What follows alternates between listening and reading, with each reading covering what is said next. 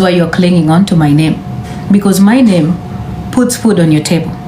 Without my name, you are not going to have a place to stay. Without my name, you cannot put on clothes, Githaiga. Without my name, you do not have a platform because people watch you because you're a tribal bigot that uses my name to spew and project your iniquities. Without my name, Githaiga, nobody would talk about you. So that's why it's important that you cling on to me. I barely talk about you, and it's because I understand your struggles, and especially the fact that you're poor. And I've told you, if you do not get out of poverty, I don't think you're in a place where I should see you as a threat to me. You're not, and you never will be. You may need to check with your ancestors why you attract that. Sometimes your ancestors have something to do with why you are attracted to takataka. And work on yourself. When ni mtoto nyuma yangu.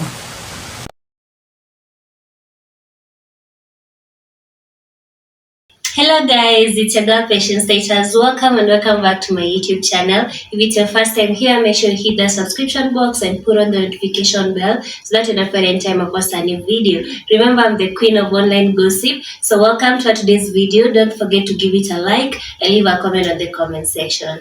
Everybody's fine. It's so good to be here. I try to get some little sleep. Those of you who mark the register ya kulala tafadhali, I tried to get some sleep. I slept for a bit, at least maybe a bit, 5 hours.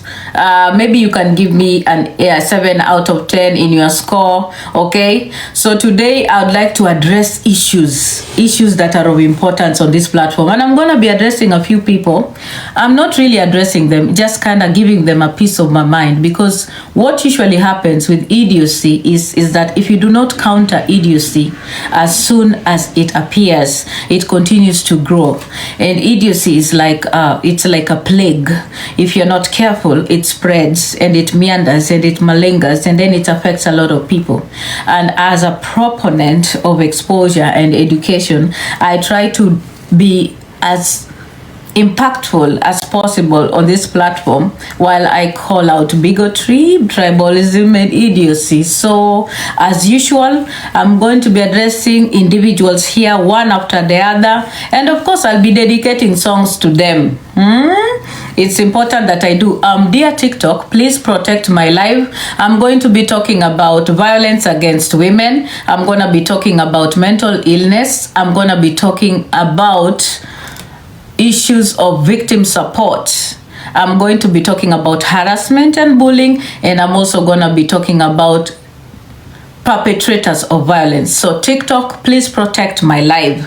It's important that I talk about these issues because they affect Kenyan women.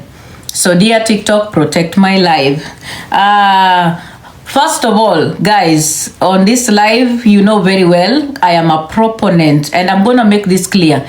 I am a feminist today, yesterday, and tomorrow. And feminism does not entail tolerating people to bully you or cajole. And feminism does not entail tolerating people to bully you or cajole you. There is nowhere where feminism is okay with a feminist being abused. Nowhere. In fact, feminism promotes feminists to protect themselves. You need to understand that. So the idea of people screaming about Diana Ross being a feminist and is attacking other people, please sit down. Because I'm a feminist, don't think I'm gonna be your punching bag. As a feminist that is okay with the rights of women, I will always protect myself first, because if I don't protect myself, I cannot protect you. I can't. I have to protect myself. It is from me that you get that power and encouragement and the zeal to protect yourself. I have to walk that path so you can see me succeed, for you to get that power. So I impact, you move, you copy, then you impact with the generations coming behind. So Diana Ross is a feminist. She will never stop being a feminist, yesterday, today, and tomorrow. I'm gonna make that clear. So those of you who come here to try and describe my feminism, I'm sorry, sit down, get a chair and sit down. My feminism is about identifying a problem, looking for ways of highlighting the problem, finding solutions for the problem, combating patriarchy, and achieving results. And a good example of my feminism is what happened to Peter Kioi, because I identified a victim that needed support. I pulled up my resources and my connections, made sure that the victim got the support. The perpetrator was arrested and stayed in the cell for 10 hours.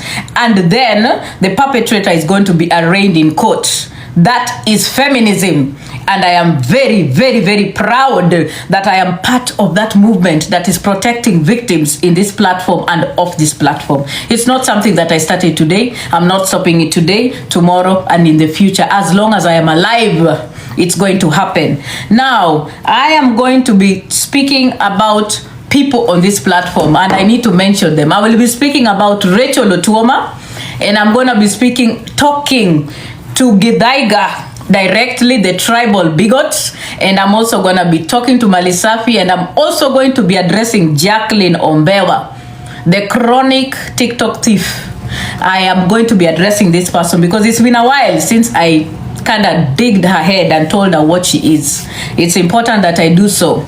Now, as usual, I'm a person who is always very kind, and I'd like to dedicate a little bit of things to you so that you get entertained a little bit. So now that we are going to be talking about issues that are important on this platform, because I don't sit on platforms where people engage in cheap talk. I don't do such nonsense. So sorry, I heard somewhere in the grapevine somebody was trying to ask for ati mimi Diana Ross, ati I go and apologize for who, for what? Taka hizi jinga. Mimi Diana nijikute.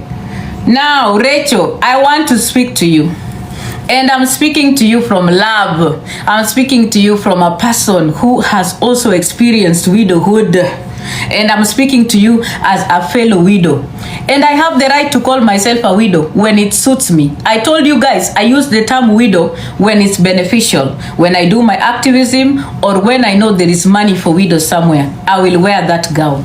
Like now, I'm wearing it because I'm gonna be speaking directly to a widow that is being suppressed on this platform, a widow that is being abused and is facing a lot of persecution on this platform.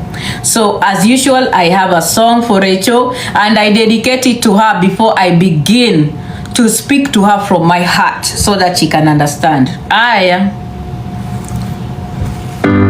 Will never end. When I speak to you, I speak to other widows who are facing oppression like you. I speak because my voice is powerful and my voice is impactful. When I talk about Rachel Otuoma, I'm talking to other women too. It's not about her. And I'm continuing to encourage you, and I love your energy. I would love you to be you, be who you are. Don't you ever stop being who you are because you have faced death. Don't. Emerge from that tragedy victorious. Live your life. You are alive. You really need to continue moving on with your life. But today, what I wanted to come and tell you very clearly, and I'm saying it here, Rachel Otuoma, Peter Kioi threatened your life. He asked that we said very clearly that anaweza akakuchoma uungue akakumaliza. Nimekuambia hapa, on the day when you decide that you want to pursue justice because of what Peter Kioi and other people have done here for you, I will be your #1 support. I will walk with you that journey. I will make sure I look for lawyers for you. I will support you from the beginning to the end, because what happened to you is unacceptable. We should condemn it. We should not be okay with it. Nobody should be okay with a woman being threatened with being unalived on this platform. The reason why people are against Rachel is because a lot of women here wish they could look like her. A lot of women here wish they could dress like her. A lot of women here wish they had the love that she shared with her husband. So many people here have not been loved. They never got to experience the beauty of being loved, not just by your husband, but the community too. The community loves Rachel and loved Rachel, and that is why they gave her the support that they gave her. And I do understand that a very big number of people, especially analysts, are finding the demeanor of Rachel problematic because they are jealous. They don't have that kind of power. They don't have that kind of support, that kind of money. And listen, mumekuwa mkimtusi mkisema ati amepata pesa ya mkufi. Pesa ya mkufi ni tamu. Niulizeni niwaambie, chekesha. Pesa ya mkufi ni tamu. Pesa ya mume wako akikufa ni tamu. That is why I tell you people, wacheni kuoleka na wanaume ambao hawana chochote. Mwanaume ambaye ni maskini hakuna kitu utapata kwake. Atakuacha na majonzi na unalia na nothing. Zero community support, nothing. Akikufa unabaki hapo ukimon 24/7. Most of those women wenye wana attack Rachel ni wale wenye boma zao watu hawana chochote. Umaskini imewakaba kila kona. Kwa hivyo wakiona mtu akiwa anaendelea na maisha yake na hana machungu yenye wanaona kila siku, inawauma. Nijo gidwaro ni Rachel akifungua live. Mayotuma. Otuma ni guri. Alala tuma. Otuma ni jioni Rachel akifungua live. Sasa mimi ninakula omena na sukuma wiki. Sina la kufanya. Sina pa kuishi. Mnisaidieni. No, it's not gonna happen. Rachel has a great support system, people who love her, and they will continue to support her. We know that the societal norm, especially in the African context, is to oppress widows, and that is why even our culture sisi wanaitwanga chiliel. Manugi maonge pare. Wacheni niwaambie, hakuna uhusiano mtu ambaye ako mzima ako nayo na maiti. Mtu ambaye ni bwanako kama ana breathe. Unasikia? She can choose to mourn the way that she wants and the way that she pleases. None of you here has any business trying to control what she does. And Rachel is not a child. Stop asking her who should be her friend or not be her friend. Wacheni ujinga bwana. Kwani Rachel ni mtoto wa nani hapa? Mnataka kuambia Rachel saa ya kukula nyama, saa ya kukula omena na sukuma wiki, saa yenye anavaa costume, saa yenye anavaa pad, saa yenye anapika ugali, saa yenye anaenda kulala, bedsheets zenye anatandika. Taka nyinyi. Shame on you. Shameless. Rachel, my message to you today, the reason why I came on this live for you and your name, because I'll give you honors, the first person I'm talking about. Wale wengine nataka kuongelelea, ninataka kuwatusi properly. Na ni matusi na ni violence. So I wanted to put you first ahead. Ile siku utaamua unapasu Peter Kioi, mimi niko behind you 100%. Umesikia? And don't be afraid to pursue Peter Kioi on this platform, because he abused you, he threatened your life, and you have a right to pursue justice. And a lot of you people are pretenders on this app. You think that it is okay for Rachel to be abused and to be threatened by somebody else, ati because you support them. Nyinyi ni wajinga. Tumbaku takataka hizi, wajinga. Wale wote walikaa kwa hiyo platform wakikuwa okay na Rachel akitusiwa na kuthreateniwa eti atachomwa mpaka kufe. Nyinyi wajinga, mmelelewa na nani? Wajinga hizi. Rachel has the right. She has the right to pursue justice. And when she decides to do so, I will support her 150%. We cannot be okay with perpetrators. That you are supporting a perpetrator of violence and you are now condemning and scrutinizing as a victim. Shame on you. Victims need to be supported all the time. You're not supposed to scrutinize them. You're not supposed to call them names. You're not supposed to look for the mistakes in the victims. You're supposed to support them unconditionally. And when you talk about the wheels of justice, and I heard somewhere mjinga mwingine akisema, we should allow for the wheels of justice and the course of justice to take course. It's not right. Ati wewe unatumia serikali na mapolisi ukuje huko chini kwenda kunyanyasa watu. Ati unataka kuambia watu vile uko na nguvu na tupesa tudogo. Mjinga takataka wewe, ulienda shule gani? Takataka hii umbwa. The wheels of justice require that someone is reported, there is an OB, then the third thing that happens is that person is arrested and put in jail. That is how it works. That is the wheels of justice. Takataka, haujui? You don't know how it works? I told you a lot of women here wanajifanyanga walikuja hapa America lakini akili zao ziko na wakamasi na mavi. Wajinga tu. A lot of stupid women. Wako hapa, wanasimamanga hapa kwa platform. You think they have something between their ears, but hakuna. Vichwa pomblo. How can somebody argue and say that it's not right for somebody to pursue justice? It is okay. Mimi supporting a victim, and that is Frida. That is supporting a victim, and we can support a victim by giving financial support. We can support a victim by giving lawyers. We support victims by making sure that victims understand what has happened to them. That is how we support victims. Taka hii. What is wrong with that? And we can support victims from all over the world. The victim is in the ground. She reported herself. Umbwa nyinyi. Stupid people. Jinga taka hii. Mijingnigi. And you're not supposed to do that. And you're not supposed to use your money. And you are supposed to come out and report those policemen. You're supposed to come out. I want you people to go out to the streets the way you did the thing when Kasongo was trying to oppress people. Taka. Jinga. If you have a problem with the police, go to IPOA. That is what is happens. I know you don't know me. Jingani. Go to IPOA. That is where you report policemen. That is where I will also report Ezra. Taka nyinyi. You want to pick the side of the perpetrator while you are a woman who is also facing oppression every day. The inequality between us is so huge. The percentage of women ambao wanauliwa Kenya is so huge compared to men. Do you know the statistics? In the past 2 months, tumepoteza wanawake 31 kwa mikono ya wanaume. And it is because of absurd women like kama huyo mjinga.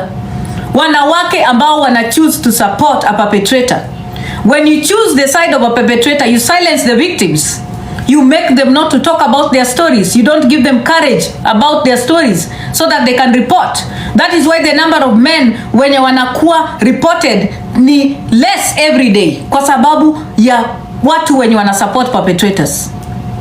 And you should be ashamed of yourself. You sit on a platform ati unasema ati kama Diana hako hapo mimi nita support Peter Kioi. Mjinga taka mwanamke wenye wana akili. Taka hizi.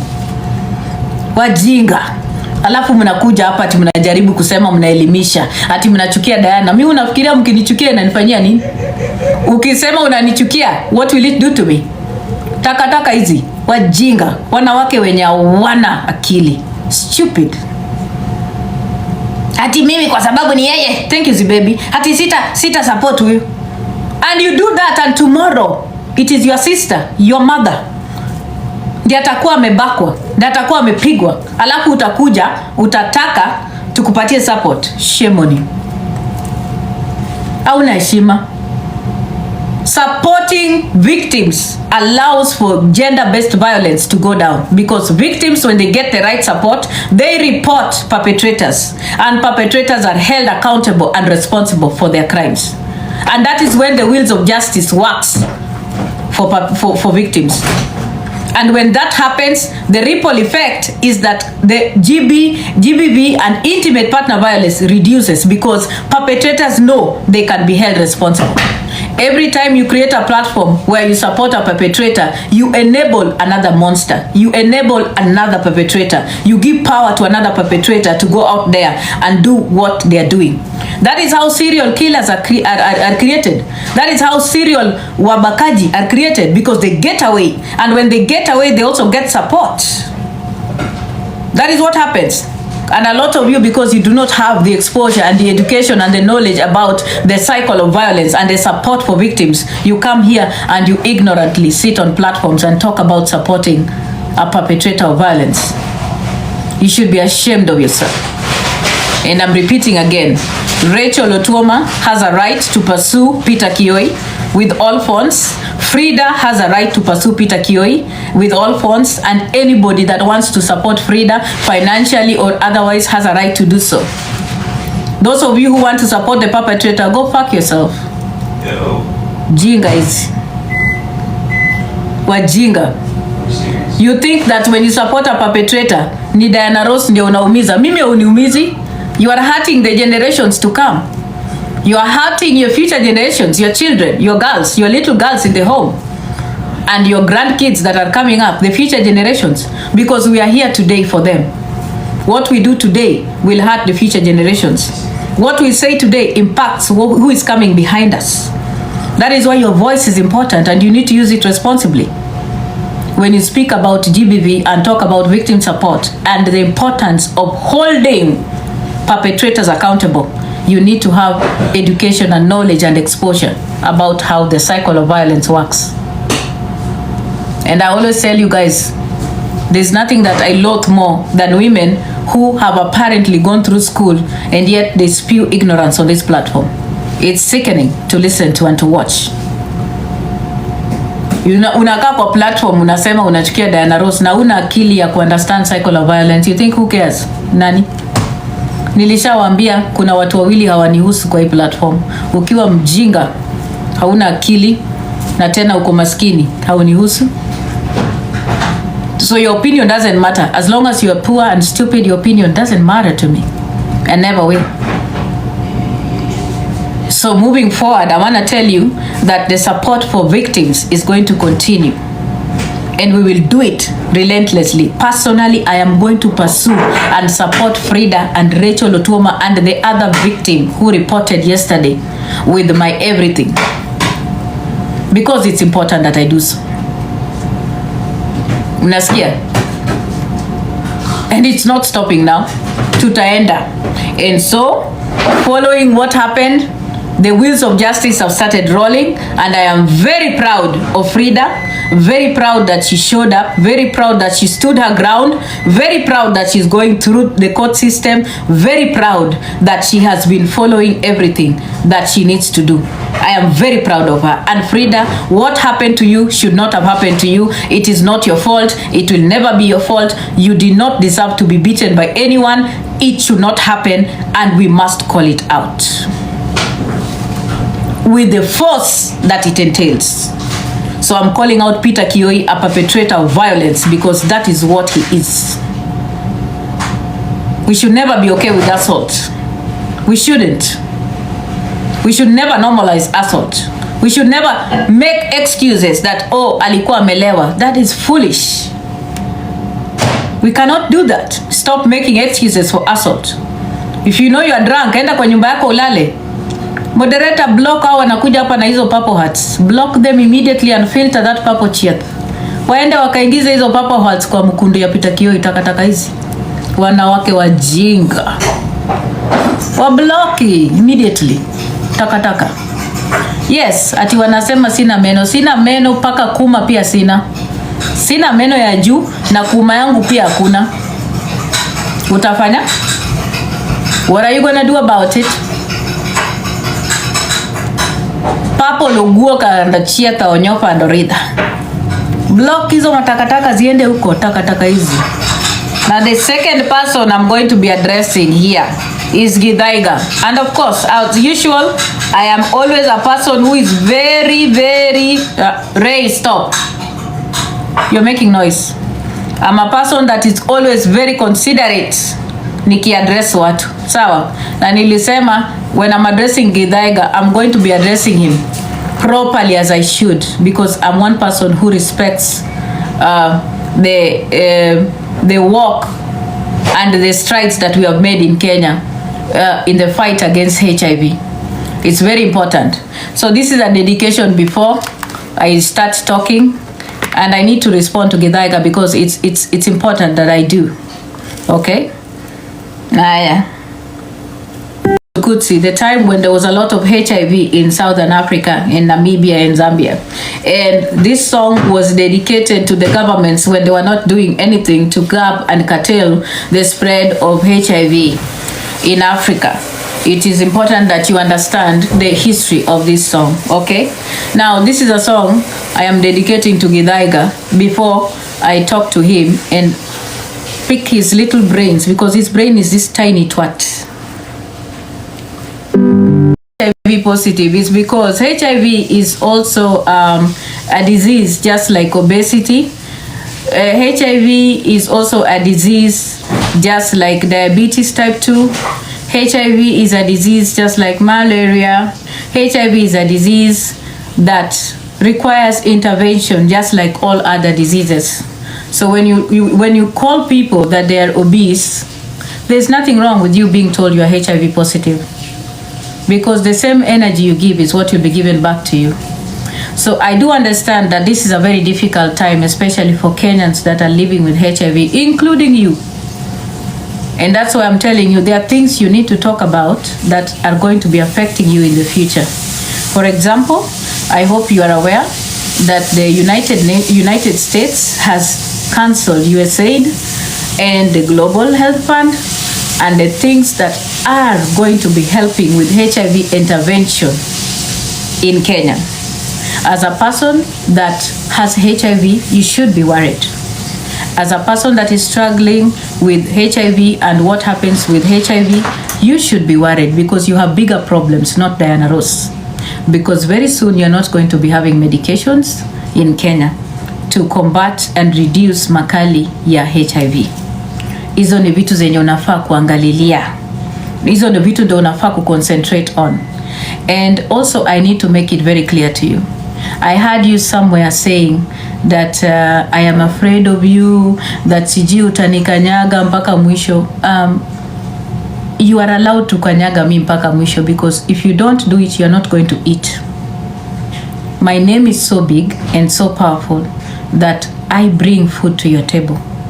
Githaiga, if you don't talk about me for 1 week, you will die because you will not have money for food.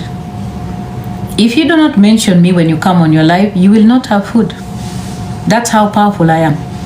That's why you have to talk about me. And as a person who is a feminist, I always extend grace. I've told you, I always extend grace to people who are struggling with poverty, because poverty is an enemy. When you're struggling with poverty and you've identified a source of wealth, a place where you can get sukuma wiki and some meat and omena, you hang on to it. You cling onto it like a parasite. That is why you're clinging on to my name, because my name puts food on your table. Without my name, you are not going to have a place to stay. Without my name, you cannot put on clothes, Githaiga. Without my name, you do not have a platform, because people watch you because you're a tribal bigot that uses my name to spew and project your iniquities. Without my name, Githaiga, nobody will talk about you. So that's why it's important that you cling on to me. I barely talk about you, and it's because I understand your struggles, and especially the fact that you're poor. And I've told you, if you do not get out of poverty, I don't think you're in a place where I should see you as a threat to me. You're not, and you never will be. Poor people can never be threats to me. Poverty cannot be a threat to me because I do not struggle with it. People who are struggling with poverty always will see poverty as a threat to them because they experience it just like you're doing it now. So I'm going to make it very clear to you, like I told you the other day, is that the reason why you're obsessed with the idea of mchangos and you keep talking about mchangos is because that's where you eat, that's where you earn. And you're part of the cartel, yes, and I'll repeat it again. Because you are a manipulative, narcissistic, vindictive person that comes here and tries to project your volume in us. You come here and pretend that, oh, I've been away for 5 days. No. The only reason why you do that is because you want to come back and say, every time you come back, TV yako imepotea, boxers zako zimeibiwa kwa nyumba, ukirudi mara mlango yako ilivunjwa, na ile ingine unakuja unarudi ukisema ati ulipigwa ngeta, simu yako ikaibiwa na laptop. That is how you do it. And those games, we know them. That's why you're part of the cartel. The cartel acts like that. That is what they project. And now, because you are a tribal bigot, and we all know the tribe that is obsessed with tribalism, they follow you. And that is how you get your power here on this platform. It's bigotry that is actually elevating you. Oh, stima imekatwa, sina stima, sina wifi. Tunajua ni nini, unataka watu wakuje kwa inbox. Ulipotelea wapi? Uko kwa nini? Githaiga uko wapi? Akivanze stima imekatwa kidogo kidogo, mtu ashakutumia. That is what you do. And I told you, you are a commercial flying monkey. And I had told you this before. Commercial flying monkeys depend on cheap handouts on TikTok so that they can sustain their lives. You do not have a job, Githaiga. You depend on handouts. And a person that depends on handouts is a scoundrel. And that's why I told you, you are in no place to be a threat for me. Scoundrels don't threaten me. Scoundrels belong in the bottom of the barrel where they pick the pieces and the trash and monks that are down so that they can sustain themselves. I need you to understand that you are a classless human being that can never be a threat to me. It's important that you know your place. You are not important to me. You are never a threat to me. I don't watch you. I blocked you a long time ago. In fact, I think you need help. I don't pay attention to you. I'm only addressing you because you have come to attack Rachel. And I'm so glad that what I said about you is true. You only supported Rachel because you needed a cut in the mchango. And your true colors came out when you decided to attack that person that you were supporting. You had the audacity to come and attack Rachel and say that mulichangia Rachel. Ati kwa hivyo kama mlimchangia mtamdhalilisha vile mulidhalilisha Aziad. My friend, try it and you'll see our power in this platform. Hakuna mtu atanyamaza ukidhalilisha Rachel hapa. Mimi, I will come for you and everything that you got ukijaribu kuattack Rachel tena. I don't care what you do. I don't care what you say. Mimi, I will be coming for you if you attack Rachel. Me, you can attack me as much as you want because you have to eat. I bring the coins on platforms. That is the power I have on this platform. So I understand. I feed so many people here. That's why they have to talk about me every freaking damn time. If people don't talk about me here, they will not get anything. They will sleep hungry. And everybody has their power. That is my power. I put food on your table. And another power that I got that you don't know is that people who understand knowledge, wisdom, and are exposed, listen to me. That's what you need to understand. And that's why when I say something, it's impactful. That's what you need to understand. So you can't change that. I'm sorry. I heard somewhere somebody saying, oh, the way that I say it is what is different. My friend, I don't need to say things the way you want me to say them. I don't. I am who I am. I am my own definition of who I am. I do things the way I want to do it. I don't need your permission, neither do I need your manual to express myself. I don't. I do things my way, how I know it, when, how, and how. That's my fucking business. I do not simp to any TikToker. I don't follow any TikToker's way of life. I don't. You understand? And then I heard somewhere, a fool somewhere saying that I so badly want to be like Pastor Lundi. Nobody wants to be a woman that is struggling in a homeless shelter right now. No. I don't want to be her. I don't want to nyonga with Big Daddy. That's not who I am. No way. I value myself so much. I do not want to see my vagina in the internet. No, that's not who I am. I don't want to be her. I'm sorry. I do not want to thrive on vulgarism. No. I am way beyond that. I do not copy anyone. Neither do I want to be anybody's identity. People can be whoever they want to be. I don't need to be anybody. I am who I am. I am Diana Ross, and as I am, and that will never change. This is who I am. And I'm going to say it again. A lot of you here want to insult Diana Ross. And when Diana Ross insults you back, Diana Ross is a problem. The same energy you give when you're insulting Diana Ross is what Diana Ross will give you back 100 times. So when you decide to come for Diana Ross and you insult her and a so-called dead husband, I will insult you with your family and your clan. That's how I'll give it back to you, your energy. So don't complain about being called HIV positive while you call people wanono. Ukiita mtu mnono kwa sababu unono ni ugonjwa, we pia utaitwa uko na ukimwi. Na usilie, ile energy unapatiana ndio utapatiwa. Vile iko. And that's how it's going to be. So with all this fiasco, something happened. A person who has a very low IQ in the name of Captain Samir decided that he got excited with the nonsense that was going on TikTok. He got excited and then he decided in his excitement to bomb me with messages on my phone. Samir is a person that I'm going to be pursuing here in the United States because the law is very clear. You do not threaten, harass anybody, especially with 401 messages.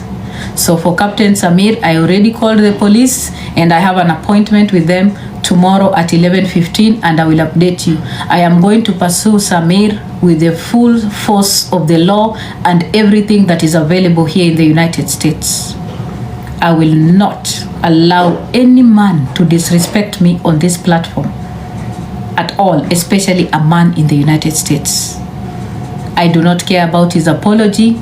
I will not listen to it. A good apology for me is justice. That is the apology that I take. So I do not want him to come on my inbox. I do not want him to try and talk about me. And I had told him I am not backing down. I am making sure that I pursue this to the latest and to the end of it all. I am not these takataka women that you jump with here.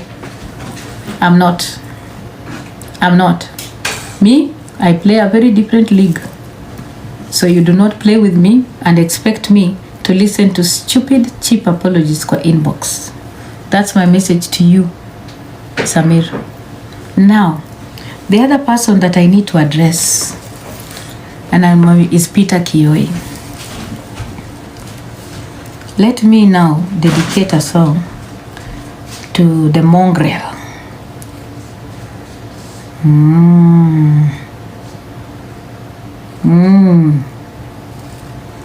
And I'm not dedicating a song to you. I'm dedicating a song to myself. This is for me and my power. So, I'm not dedicating a song to you. The song is for me, Peter Kioi. Ndio uelewe. So, yeah. This is for me.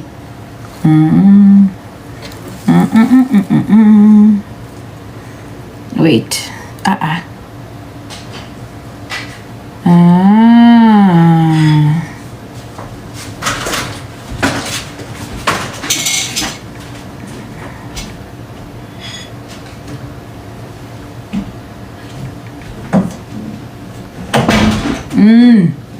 So that you understand. Personally, I will be dealing with you personally. I hope you get that message. I will deal with you psychologically, physically, emotionally, financially. I'm going to be dealing with you. So you know what, Peter Kioi, see you in court on Wednesday. And I'm gonna tell you something so that you get it. I will teach you a thing about how the wheels of justice work.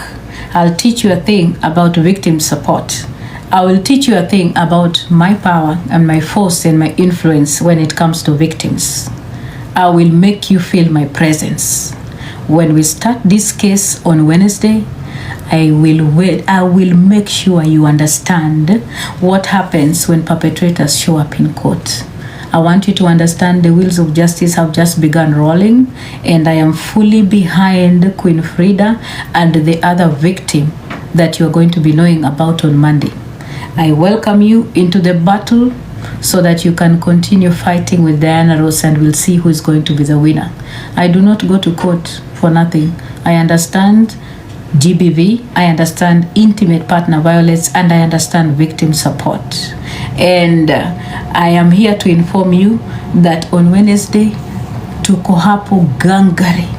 And don't be cheated that Queen Frida does not have support. She has full 150 plus 5 support. You can carry as many fucking lawyers as you want.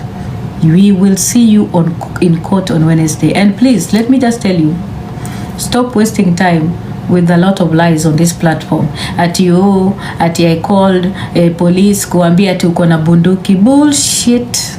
Nonsense. Wacha ujinga bwana. Stop wasting time with a lot of noise on TikTok. Umesikia? What you should be doing right now is talking to your lawyers every day, thinking about what can happen on Wednesday. Umesikia? Mimi nilisikia mahali ukiongea ukisema at you are not going to bow down to Diana Ross. Peter Mbakaji Mkufi, Baba Mkufi.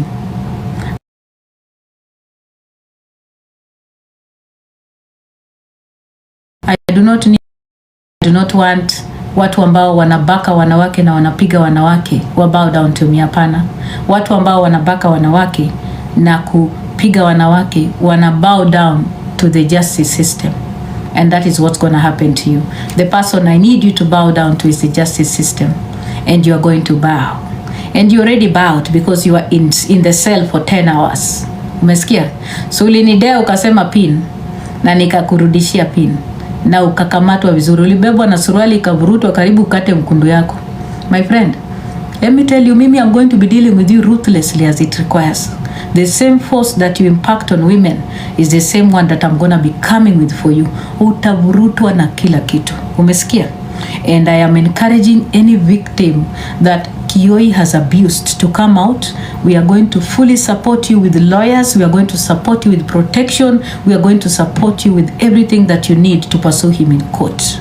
This is an effort that is being done jointly by a group of women that support victims and a group of women that understand that violence against women and intimate partner violence is wrong, it is harmful, and it is not right.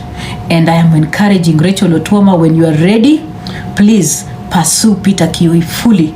We will fund everything as it is required. There are organizations that will support you and will protect you fully.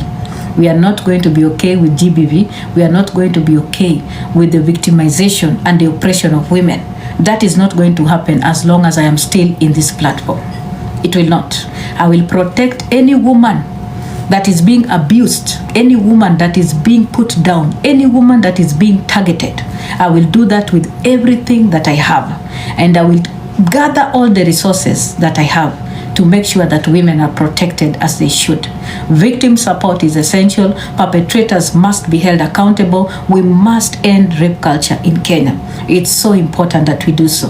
So hizo kelele zingine ziko huko nje, tafadhali hizo hazinijalishi. Ile kitu inanijalisha sasa ni kwamba Peter Kioi alishikwa, akachukuliwa fingerprints. Simlisema hajachukuliwa fingerprints. Hello? Wapi Truth Watchdog? Chekesha. Simlisema hajachukuliwa fingerprints. Chekesha.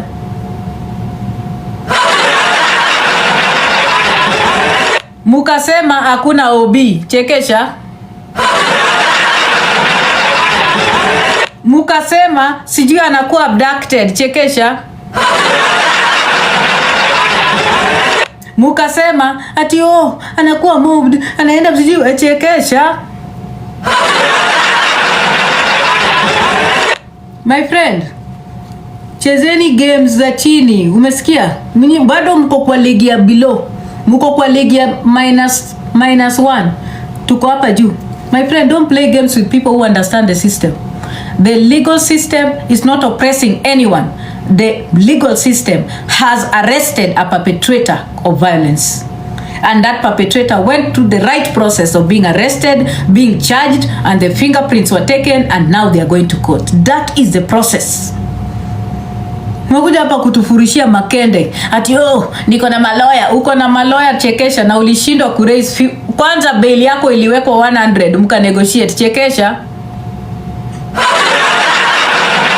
Ulipewa cash bail ya 100,000. Ukaanza kuomba ukabeg huko kwa Kasarani police station. Ukianza kunegotiate.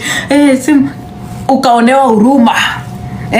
Ukaonewa huruma irudi chini. Ikarudishwa mpaka 60, bado uko hapo aki hiyo pesa hatuna. Koma ati sasa unakuja kutufurishia makende eti uko na maloya na kila kitu. Chekesha. Mbona wakukulipia hiyo 40,000 like this?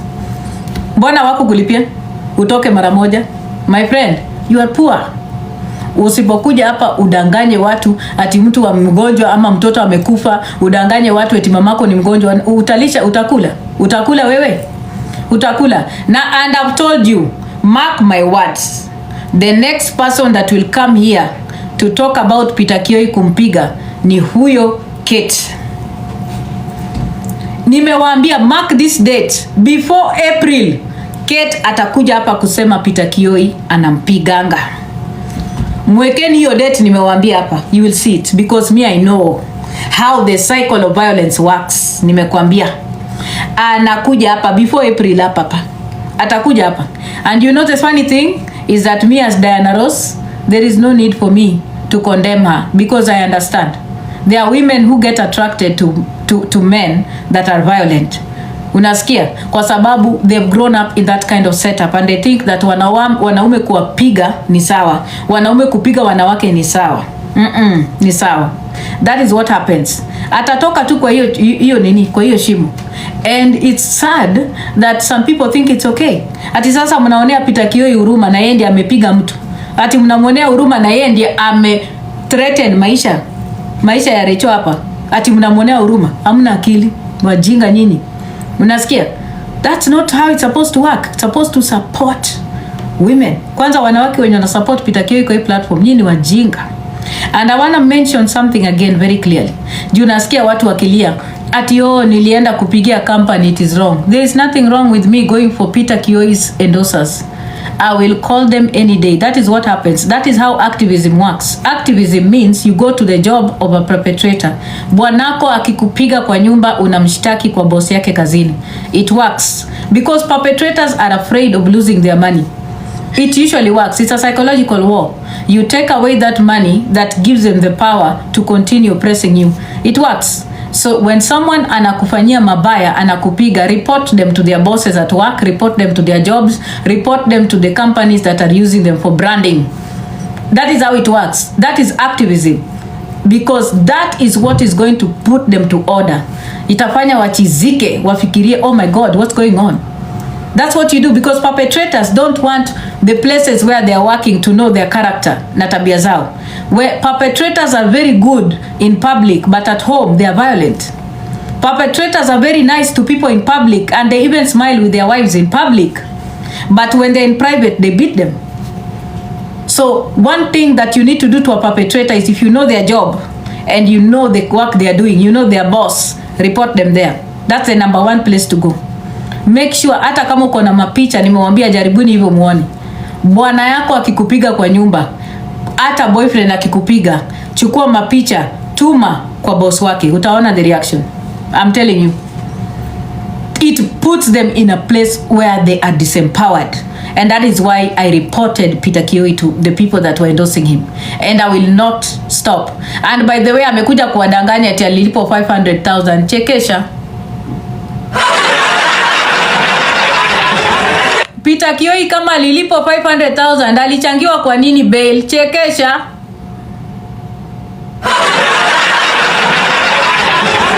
That contract was cancelled, kaputi.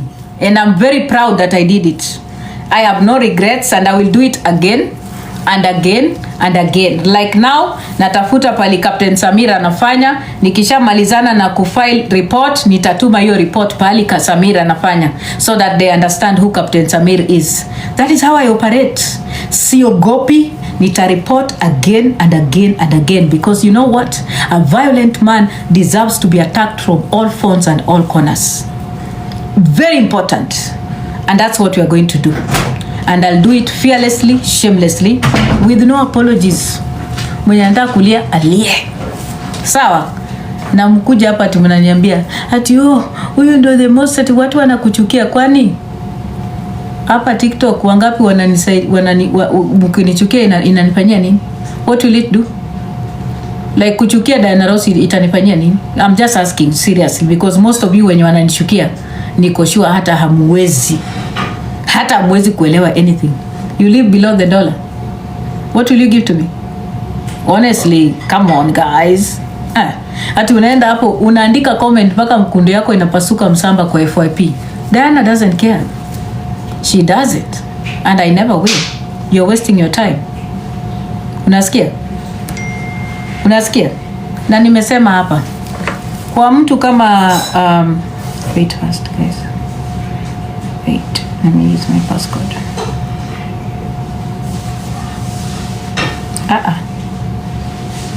Kwani Face ID ikuji tena?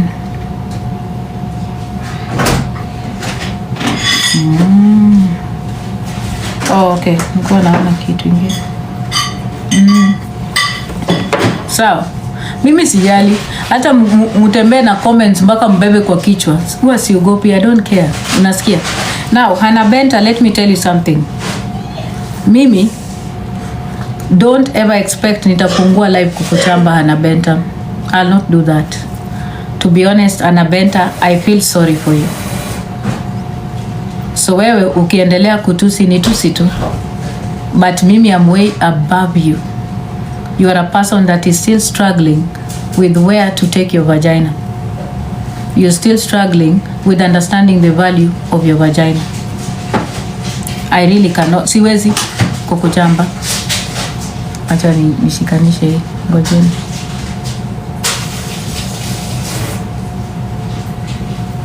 You are a person that is still struggling with even understanding your value and the value of your vagina. You are taking your vagina in the sewages and the lowest places on this earth. Places where it is being disrespected 24/7. So I am extending grace to you so that you at least wake up in the morning, look at your vagina, start respecting it, and start taking your vagina in places where it is valued and it is respected. The day you start respecting your vagina, I might have a conversation with you. But right now, I'm extending grace to you and your vagina so that you can start respecting it. I hope that you can take care of yourself and value yourself so that you start associating with men and not scoundrels on TikTok. Respect yourself. Put yourself in a place of respect. And another thing maybe that I might talk about is that, oh, please, take care of your dressing. It's very important. I do understand that there's a desperation that comes with the need to be married, the need to be called a wife. But I'm sorry, that institution comes with responsibility. And it takes a lot of wit and brain to understand a man that values you. You're not in that place yet. So I can't compete with you. And I'm telling you again, if you wake up in the morning, take a mirror, spread your legs, look at your vagina, show it some love, use your hands and your fingers, then you'll start attracting men that respect it. I have no reason to disrespect you if you are already disrespecting yourself. You have no respect for your vagina. All I can extend to you is grace, so that it moves from your head and it flows down to your vagina, so that you see the value in it. And another thing, I'm not your class, never will be. I'm not your age mate, never will be. The places that you go, I would never go to. The clothes that you wear, I would never even put them on for my dog. I need you to respect yourself. Think about your life. I'm not your equal. Ukanbas ni yako winjo. Sawa. Haya. Ninaona unanitumia message Hannahbenta. I think you should respect yourself na utoke kwa inbox yangu. Naona Hannahbenta ananitumia message, mnaona? Sitafungua messages zako Hannahbenta. What I'm going to do with your messages, Hannahbenta, this is what I do with your messages. Si nilikwambia? You come to the mountain. I am the mountain, you are Muhammad. And that's my power. And I told you, because you don't understand my power, you will always come to me because I am the one that has the power and I have the voice. I stood by you when it was necessary for me to stand by you. And let me tell you something, I will still stand by you when it is necessary for me to stand by you. And I will still call you out when you bring out your stupidity. You have the audacity to discuss me in Kikuyu and insult me in Kikuyu when you're sitting with Githaiga, a woman that I defended when I didn't even know you, and I defended you, protected you from an abusive man, and you had the audacity to come for me. You should be ashamed of yourself. I do not want to violate you more. I've told you to respect yourself. Meskia? And take care of yourself. Meskia? Maybe you may need to check with your ancestors why you attract that. Sometimes your ancestors have something to do with why you are attracted to takataka. And work on yourself. When mtoto nyuma yangu, sifai kwenda back and forth na wewe. Na sijui ulilelewa wapi, I don't know who gave birth to you, how you were raised, because if you were raised properly, you'd understand that I'm not a woman you're supposed to be insulting. If you ever grew up in a home where parents raised you properly. But I know you didn't, because of course I can see that from your actions and how you exist on this platform. I know that you lack that proper raising and background. And I'm telling you again, I am not your equal, and I do not intend to address you again. This is the first time I'm addressing you on my live, because I believe it's important that I do. Find your equals, find other cheap scoundrels like you, and align with them. I am not one of them. I am not one of them. Umesikia? I am not, and I never will be. Respect yourself and stay the fuck away from my inbox. Don't send me any messages. Taka. Now, let us go to the next person that I need to talk to, and the person I need to talk about, because it's important that I did. Haya, tunaenda kwa mtu mwingine. Because important niongee.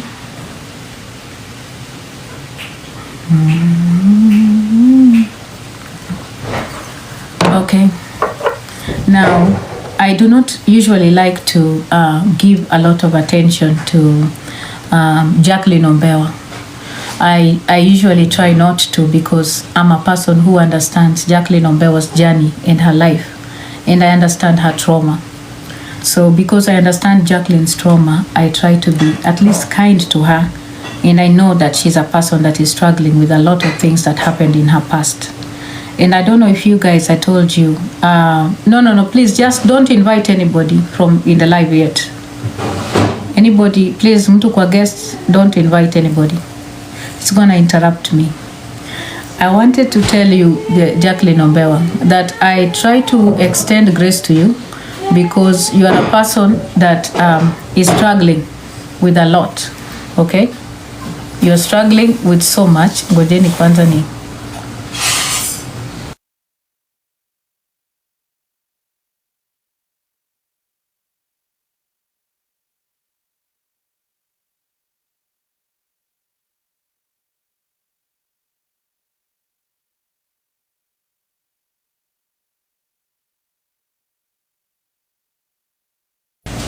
now.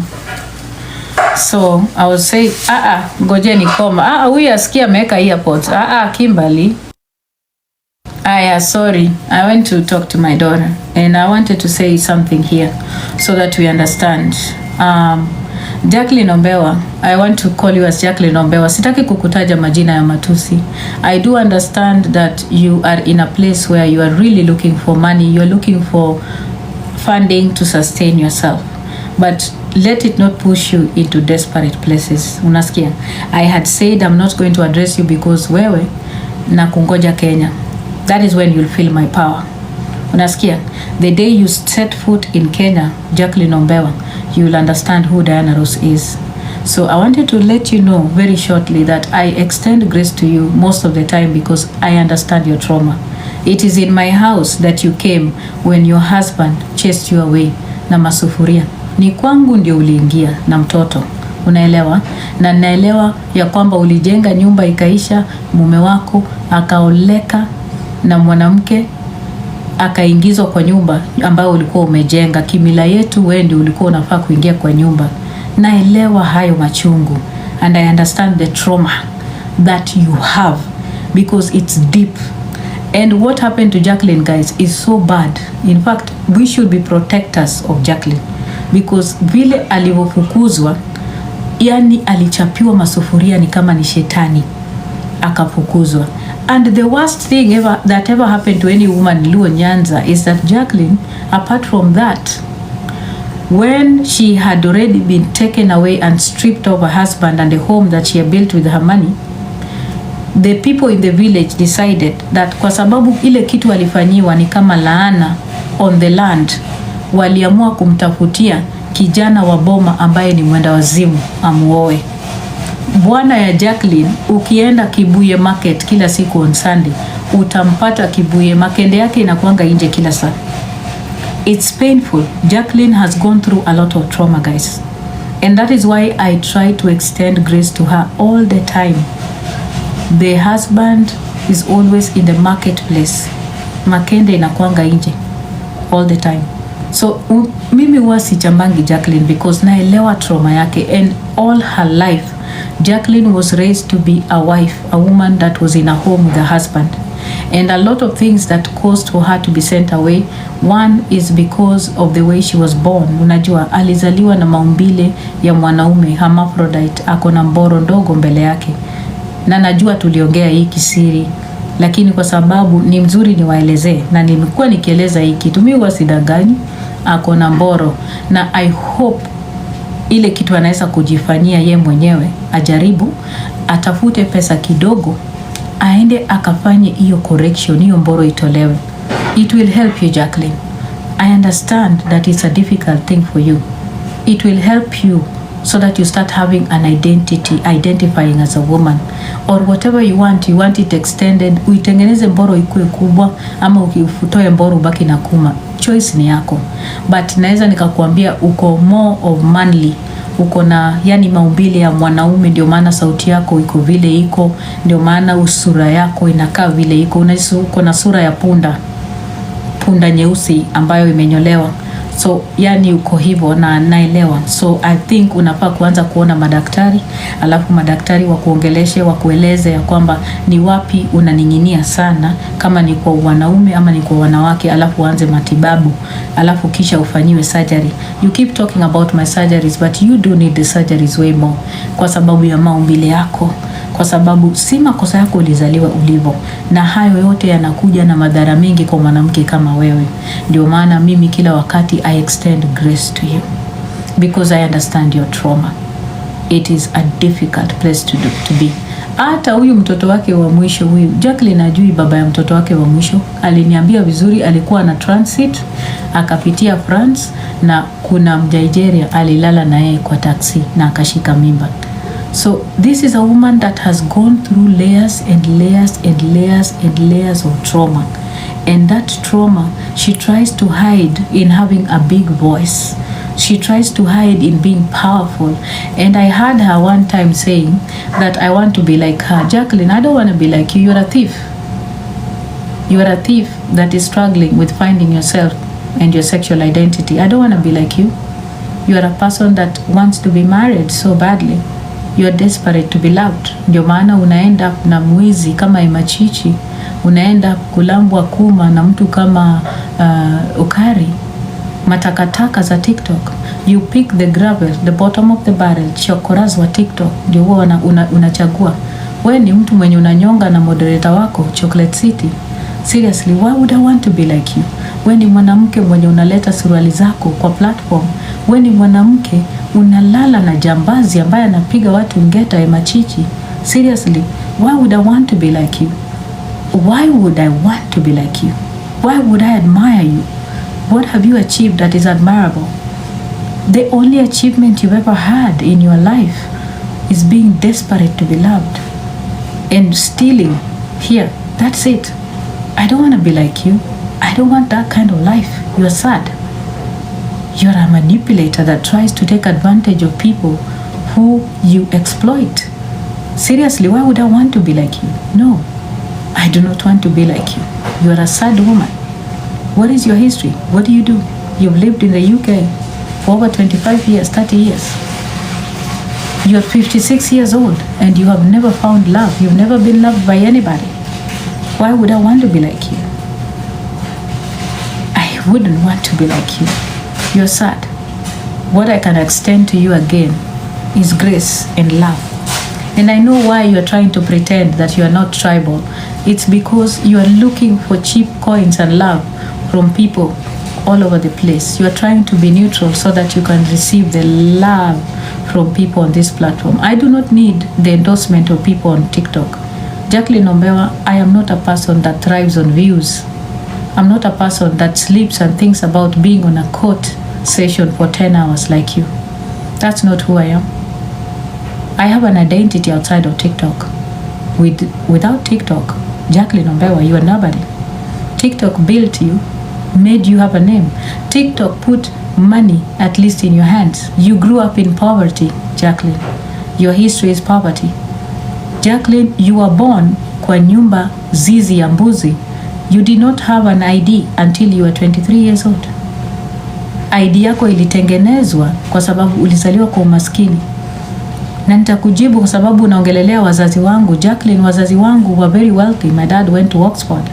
My mom was a teacher and she was also the chairperson of maendeleo ya wanawake Nyanza. That is our home. I come from a place of wealth, Jaclyn Omella. We never struggled with anything. I went to the Kenya High School. I went to Aga Khan. That is where we went. We lived in Hurlingham. If you don't know, I heard you mentioning my aunt, Mary. Mary Ojode is my aunt. That is the wife of my uncle, Oruo Ojode, who was a whole minister in Kenya. I need you to understand my history and yours is completely different, Jaclyn. I did not grow up in poverty. And I do remember that you talked about it, that the first time you put on shoes was when you went to high school. The first time you got to experience shoes is when you went to high school. So I'm completely different from you. We live in different worlds.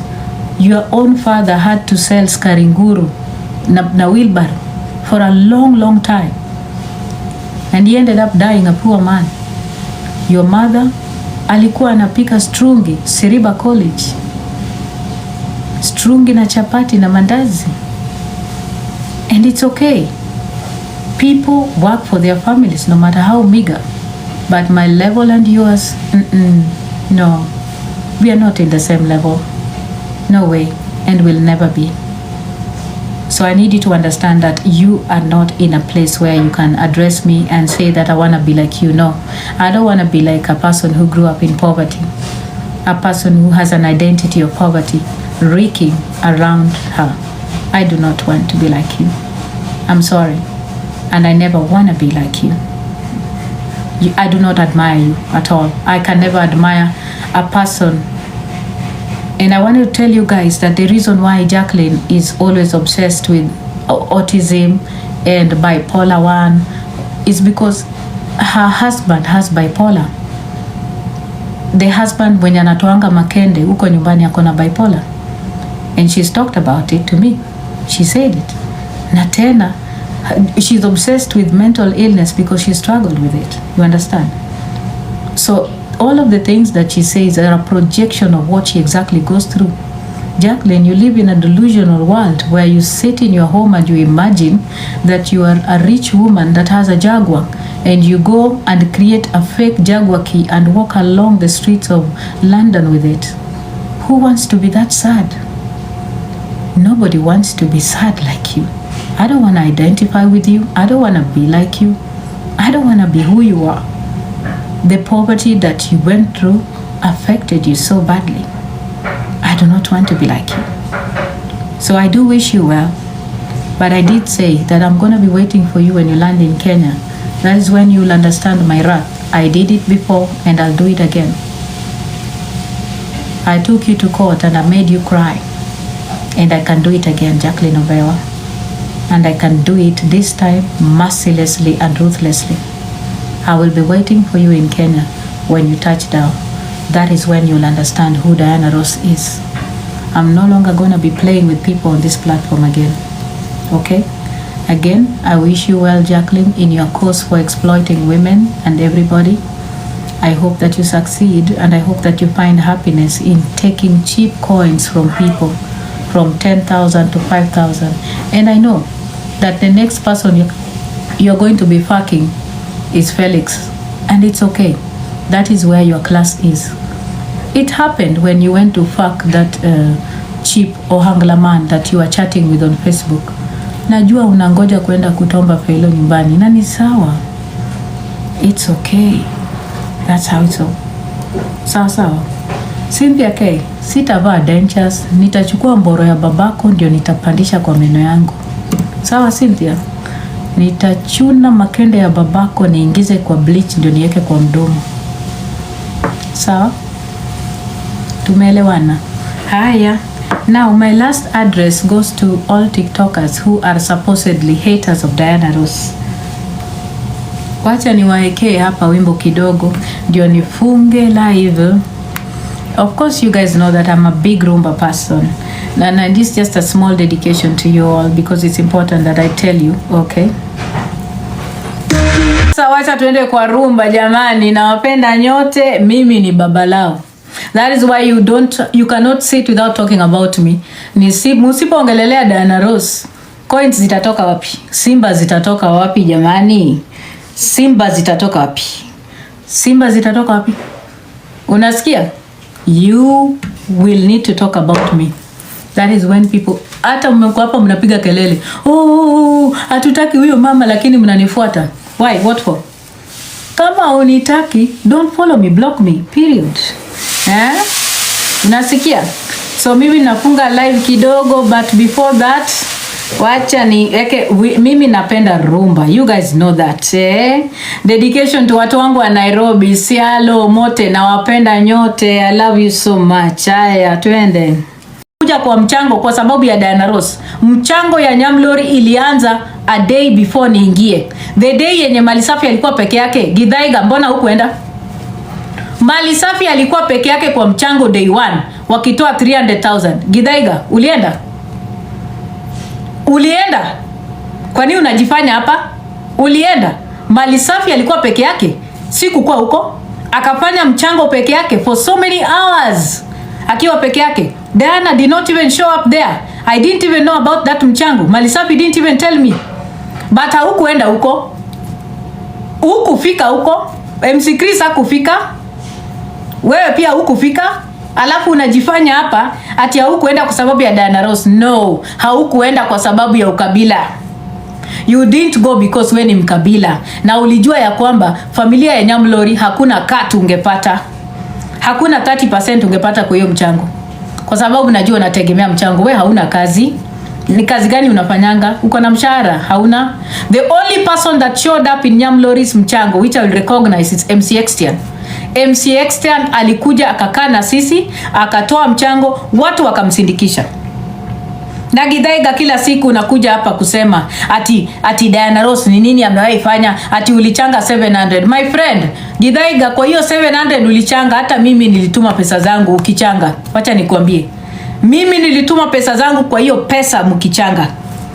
Watu ndio walichanga pesa, sio wewe. Wewe pesa yako ilikuwa ngapi hapo?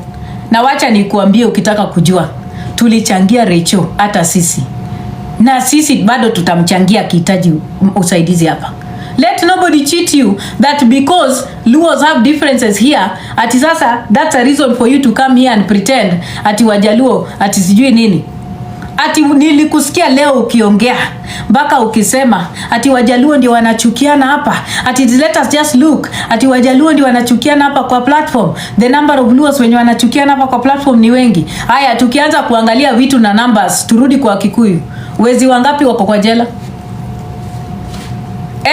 We are starting to label each other with labels. Tupatiane labels.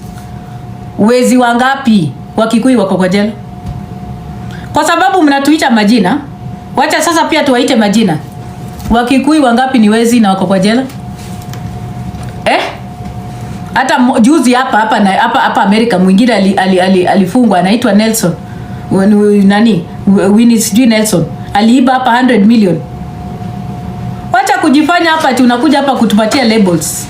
Ukijaribu kutuletea labels, tutakupatia labels, my friend. Don't mention that. Usifikirie tumenyamaza ati kwa sababu si ni wajinga. We can also go low, my friend, and we can go dark to the pits of hell. Paka mtashangaa kwa hii platform. Let nobody cheat you that we don't love each other. We have our differences and we will continue having our differences. But when the call to action comes for us to be together, we will show up. Unasikia? Wajaluo wanatoa hapa na si uongo. Hala, koma. So ukitaka kutualign na vitu, my friend, sisi pia tutawa-align. And don't try that route with me. Because me, I can give you a walk through the park and tribalism, how it happened, and the Kikuyu dynasty. So don't try to walk that path with me. Because najua first of all, hauna akili na uelewi. Umesikia? So if you want to end tribalism, start it on your platform. Wewe, Githaiga. Stop being a bigot that you are. Unasikia? And we are not afraid of you. We'll call you out for your bigot when it shows up. And you're in exposure when it shows up. You are a tribal bigot, a commercial flying monkey that is being used on tribal lines. Si nyinyi ndio mlikuja hapa na story ya Gema ama umesahau? Mkisema story ya Gema, you started attacking even Nyako na hiyo story ya Gema. Kwani nani akujui? Kwa sababu huko unapata mchango, ulikuwa unataka uende upate hiyo pesa. That's the thing. The issue here, unasikia uchungu hata yani I can't even begin to explain the sickness in your head. Hai, mukianza ukabila my friend, everybody is capable of ukabila. Sio nyinyi peke yenu.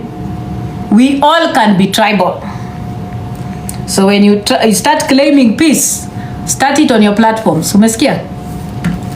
Start it on your platforms. Sawa? Nano, sina meno na kuma pia sina. Babako alingoa kuma yangu akinitomba. Sawa? Mimi nataka kusikiza mziki yangu ya mwisho na niende. Sawa? Mwache kujifanya hapa. Mnajifanyia nani hapa? Hala. We can go rogue, my friend. We can go rogue.